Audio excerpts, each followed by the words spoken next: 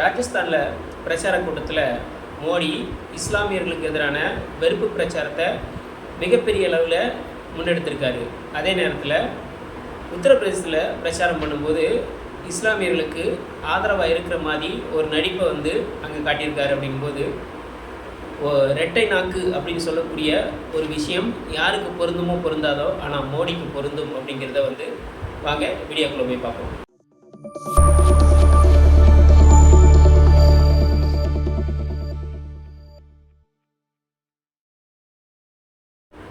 வணக்கம்.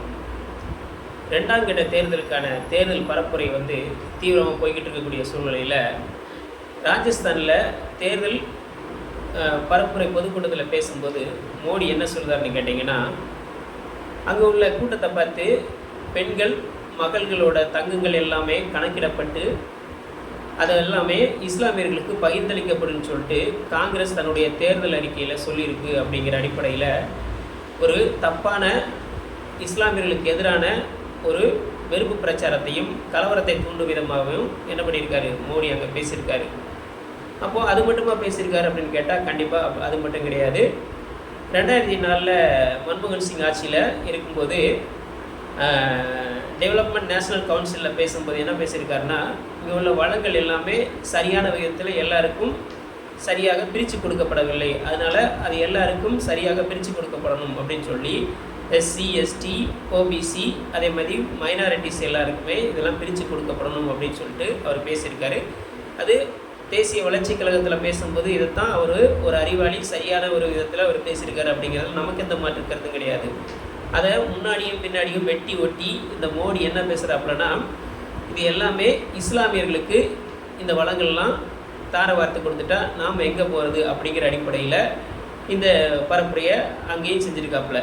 அது மட்டும் இல்லாமல் இங்கே ஊடுருவலாக இருக்கக்கூடியவர்களுக்கும் அதிகமான குழந்தைகள் பெறக்கூடியவர்களுக்கும் இந்த சொத்துக்களும் வளங்களும் போய் சேர்ந்துருது, அதுக்கும் இந்த காங்கிரஸ் தான் காரணம் அப்படின்னு சொல்லி அந்த ராஜஸ்தான் பொதுக்கூட்டத்தில் இஸ்லாமியர்களுக்கு எதிரான மிகப்பெரிய அளவிலான அந்த வெறுப்பு பிரச்சாரத்தை மோடி முன் வச்சு பேசுகிறாரு. ஆனால் தேர்தல் ஆணையம் அதை கண்டும் காணாமலும் அப்படியே கைகட்டி வாய்ப்பத்தி மௌனியாக கடந்து போகக்கூடிய ஒரு சூழலை நம்ம பார்க்குறோம். அப்போது இங்கே மோடியாக இருந்தாலும் சரி, யாராக இருந்தாலும் சரி, தேர்தல் ஆணையத்துக்கு கட்டுப்பட்டவர்கள் தான் அப்படிங்கிற ஒரு விதி மோடிக்கு கிடையாது அப்படின்னு தான் இன்றைய மோடியோட தேர்தல் ஆணையம் மோடியை கண்ட விதமாக பேசுகிறதுக்கு அனுமதிச்சிருக்கு.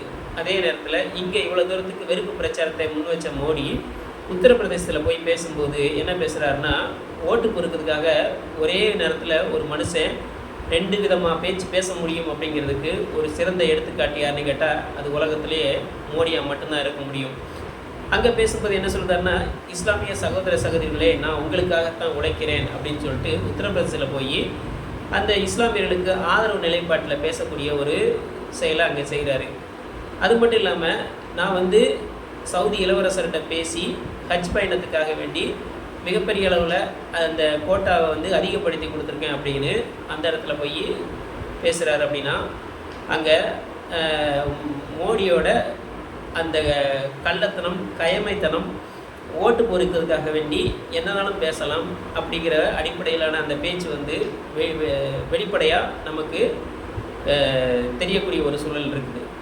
அப்போ மோடி தன்னுடைய செயல்பாட்டுகள்னாலேயோ தன்னுடைய ஆட்சியை எப்படி நல்லபடியாக செஞ்சோம் அப்படிங்கிற அடிப்படையிலையோ இங்கே ஓட்டு கேட்டு ஜெயிக்க முடியாதுங்கிற சூழலில் இஸ்லாமியர்களுக்கும் பெரும்பான்மையாக இருக்கக்கூடிய இந்துக்களுக்கும் மிகப்பெரிய அளவு கலவரத்தையோ அப்படியே அவங்களுக்கு வெறுப்பையும் தூண்டிவிட்டு அவங்க மோதி அவங்க ஒன்றும் இல்லாமல் அழியும் போது நம்ம அதிலிருந்து எப்படியாவது ஓட்டு பிறக்கலாம் அப்படிங்கிற அடிப்படையில் தான் இந்த மோடி மிகப்பெரிய அளவில் இந்த வெறுப்பு பிரச்சாரத்தை வெளிப்படையாக முன்வைக்கிறாப்புல. ஆனால் தேர்தல் ஆணையம் அதை அப்படியே மோடியை சோப்பு போடுற மாதிரி மோடிக்கு சோப்பு போட்டு அதை பாதுகாக்கக்கூடிய ஒரு வேலையை தேர்தல் ஆணையம் செஞ்சுக்கிட்டு இருக்கு. அப்படிங்கும்போது இந்த தேர்தல் ஆணையம் ஒரு தன்னாட்சி பெற்ற அமைப்பா அப்படின்னு கேட்கும்போது கண்டிப்பாக அது இல்லை அப்படின்னு தான் சொல்லணும். அப்போ ஜனநாயக அடிப்படையில் இந்த தேர்தல் ஆணையத்தால் நடத்தப்படுமான்னு கேட்டால் கண்டிப்பாக நடத்தப்படாது அப்படிங்கிற ஒரு மிகப்பெரிய பதட்டம் தான் நமக்கு இருக்குது. அப்படிப்பட்ட ஒரு சூழ்நிலையிலையும் நாம் இதை சிறிது எப்படியாவது ஒரு நம்பிக்கை இருக்கும் அப்படிங்கிற ஒரு காரணத்தினால எல்லாரும் அதுக்காக வேண்டி போராடிட்டு இருக்காங்க.